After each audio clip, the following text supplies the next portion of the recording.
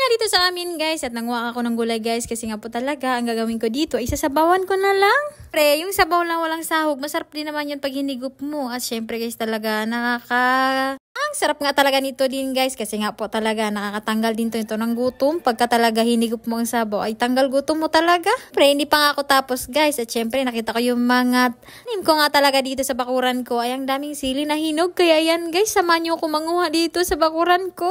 Ang dami ko nga talagang hinog guys at minsan na yung nahuhulog na ito guys. Yung iba guys kinukuha na nila guys at syempre kukunin din natin ito at sayang din naman. Kajakpat nga po talaga ako sa sili na ito guys. Dahil nga po talaga ang lalaki pa ng bunga. Tapos talaga maanghang pa talaga siya guys. At syempre guys, ang dami-dami din talagang bunga nito.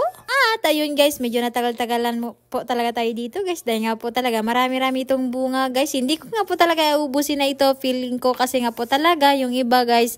Hihinog naman ito balang araw. Sunod na araw po.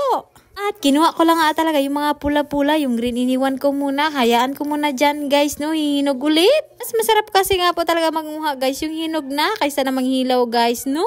At ayun guys, no talaga, pwede talaga ito guys talaga gamitin sa mga panghalang-halang. Lalo na dati po talaga ay marami talaga kaming sili dati.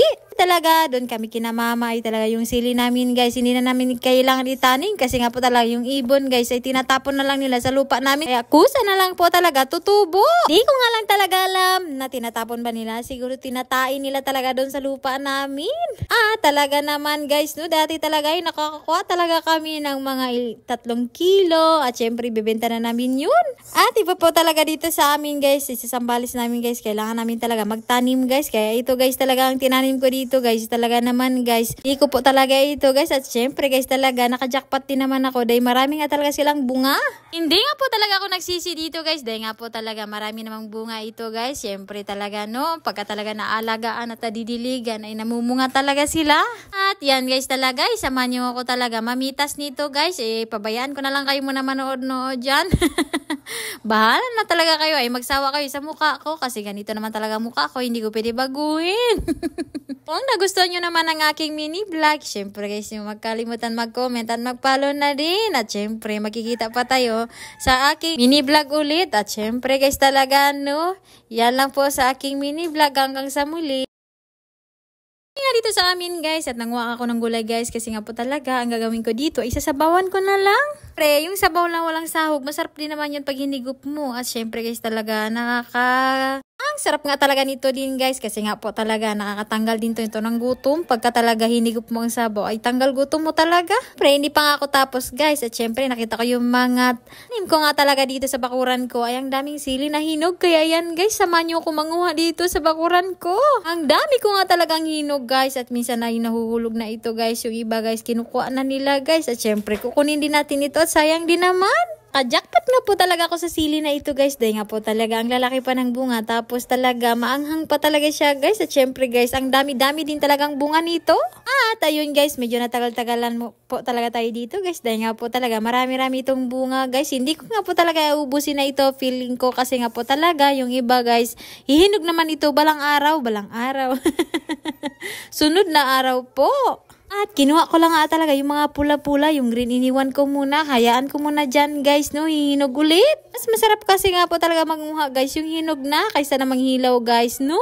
At ayun guys, no talaga, pwede talaga ito guys talaga gamitin sa mga panghalang-halang. Lalo na dati po talaga ay marami talaga kaming sili dati. Talaga, doon kami kinamama ay talaga yung sili namin guys. Hindi na namin kailangan itanim kasi nga po talaga yung ibon guys ay tinatapon na lang nila sa lupa namin. Kaya kusa na lang po talaga tutubo. Di ko nga lang talaga alam na tinatapon ba nila. Siguro tinatain nila talaga doon sa lupa namin.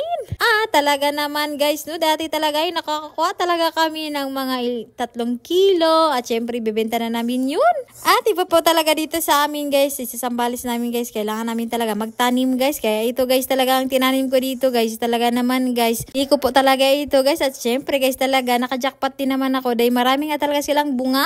Hindi nga po talaga ako nagsisi dito guys. Dahil nga po talaga marami namang bunga ito guys. Syempre talaga no. Pagka talaga naalagaan at nadidiligan ay namumunga talaga sila. At yan guys talaga. Samahan nyo ako talaga mamitas nito guys. Pabayaan ko na lang kayo muna manood-nood dyan. Bahala na talaga kayo ay magsawa kayo sa mukha ko. Kasi ganito naman talaga mukha ko. Hindi ko pwede baguhin. Kung Kung nagustuhan nyo naman ang aking mini vlog, syempre guys, yung magkalimutan mag-comment at mag-follow na din. At syempre, makikita pa tayo sa aking mini vlog ulit. At syempre guys talaga, no, yan lang po sa aking mini vlog. Hanggang sa muli.